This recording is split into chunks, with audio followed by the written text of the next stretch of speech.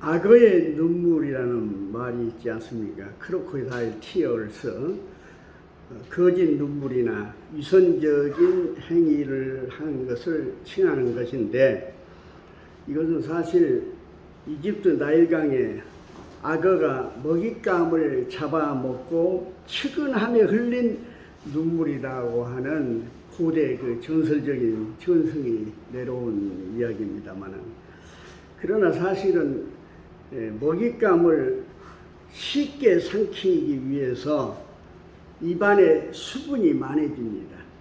곧 우리가 음식 먹을 때 침 새면서 침이 많이 나온 것처럼 말입니다.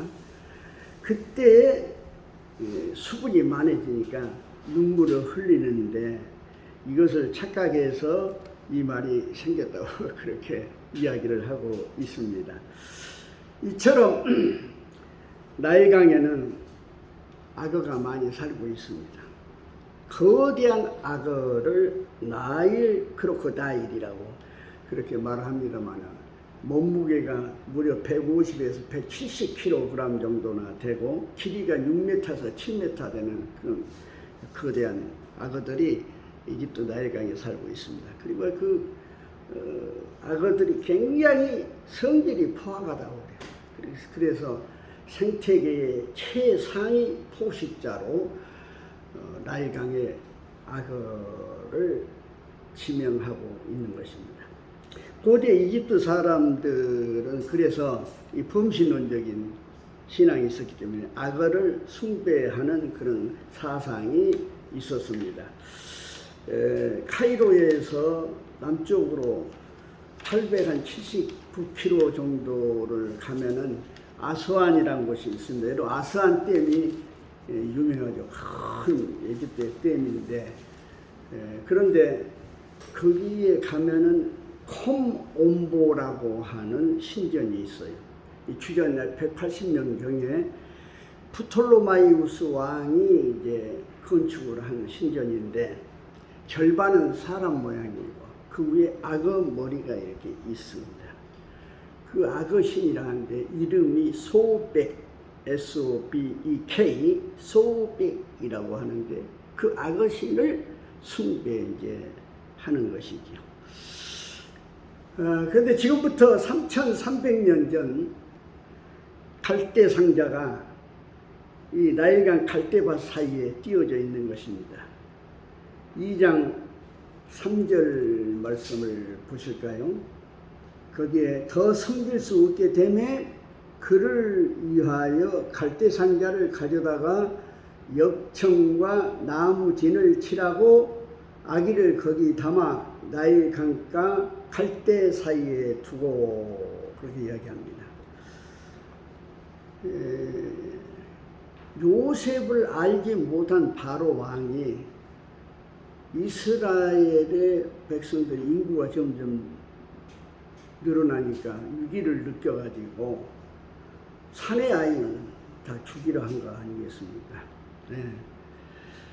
그래서 이 3개월이 갓 지난 한 아이가 지금 그 갈대상자에 누워 있는데, 눈이 부리부리하고 아주 귀여운 사내 아이죠.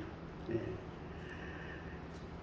더 이상 이제 숨겨서 키울 수 없으니까 3개월이 지나니까, 그래서 그 아이를 이제 갈대상자에 넣어서 지금 나일강 갈대밭 사이에다 이렇게 놔둔 겁니다.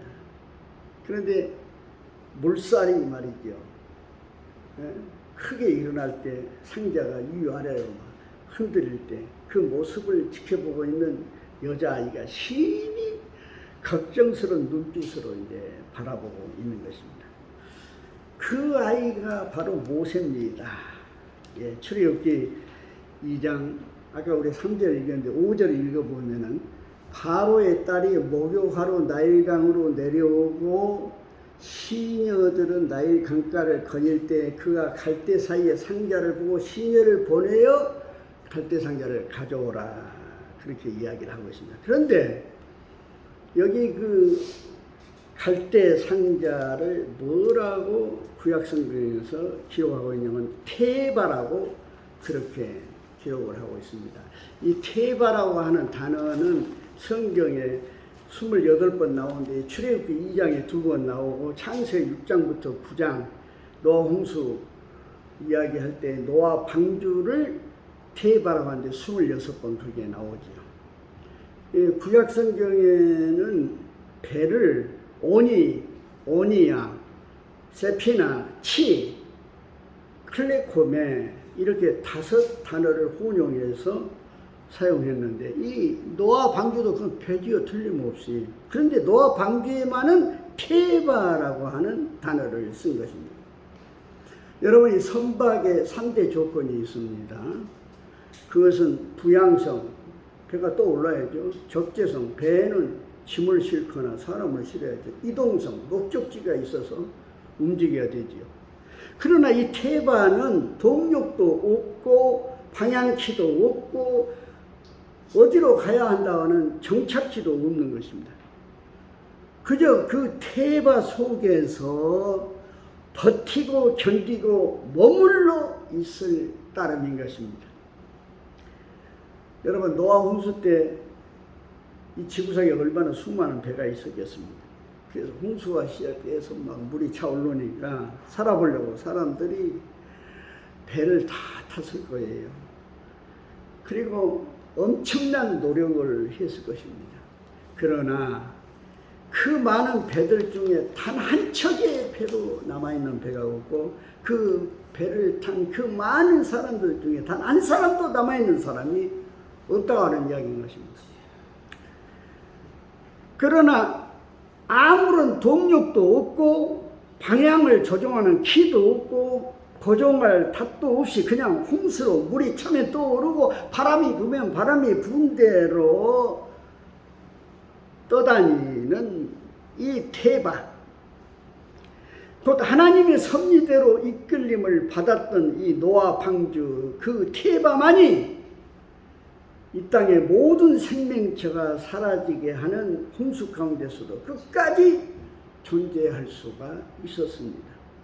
그러니까 그 테바 안에 살고 탔던 노아의 9 식구는 또 그 방주에다가 모든 동물의 암수 2쌍씩을 태웠지 않습니까? 그것들만 살아남았다는 거예요. 다른 건 지구상에 있는 생명이라는 건 다 뭐 사람은 물론 동물의 얘기까지 다 없어지는 거 아니겠습니까? 네. 자, 이제 우리가 모세의 갈대상자를 보십시다.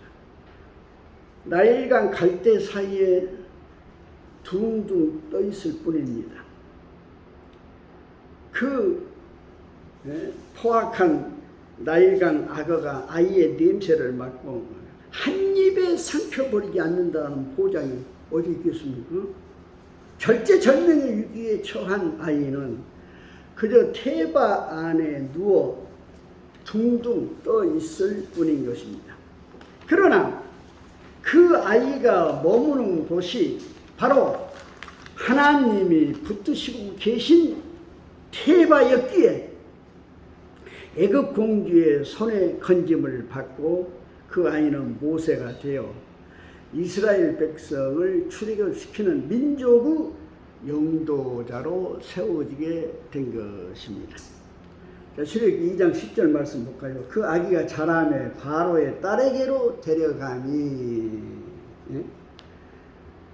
그 누나에 의해서 유모라고 해서 자기 모세 친어머니에게 소개를 해서 이제 젖이 뗄만 하니까 그 아이가 자라매 바로의 딸에게로 데려가니 그가 그 아들이 되니라. 그가 그 이름을 모세라고 하여 이르되 이는 내가 그를 물에서 건져내었음이라 하였습니다. 이게 모세라는 이름의 뜻은 물에서 건져냈다는 그런 뜻인 것입니다.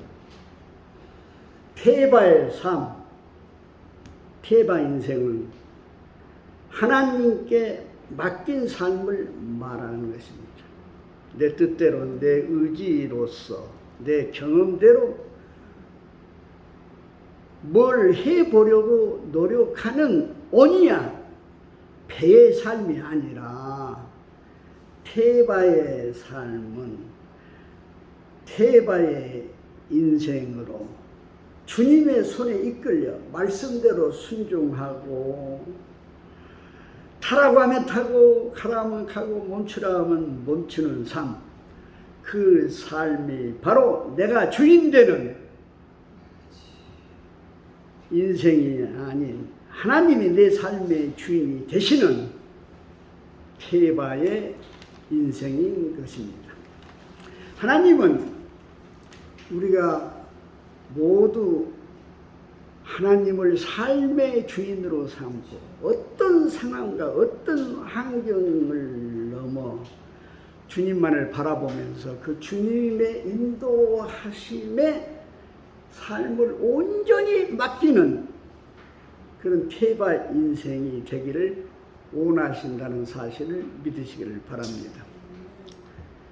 그럴 때 하나님은 그 인생을 복되다 하시고 어떤 어려움 속에서도 건져주시고 지켜주시고 이기게 하시고, 한번 따라서 합시다. 어떤 어려움에서도 건져주시고 지켜주시고 이기게 하시고 그 삶을 통해서 하나님이 큰 영광을 받아 주실 것입니다.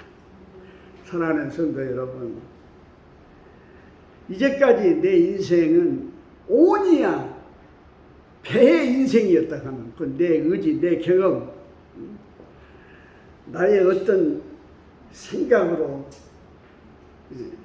내 인생의 배를 이끌어 갔다 하면은 이제부터는 태바의 인생, 모든 것을 하나님 앞에 맡기고 그 말입니다. 주여 뜻대로 하시옵소서. 우리 찬송가 549장이 얼마나 은혜가 있는지 몰라요. 그게 바로 이제 오늘 그 찬송이 되겠습니다. 내 주여 뜻대로 행하시옵소서. 내 모든 일들을 다 주께 맡기고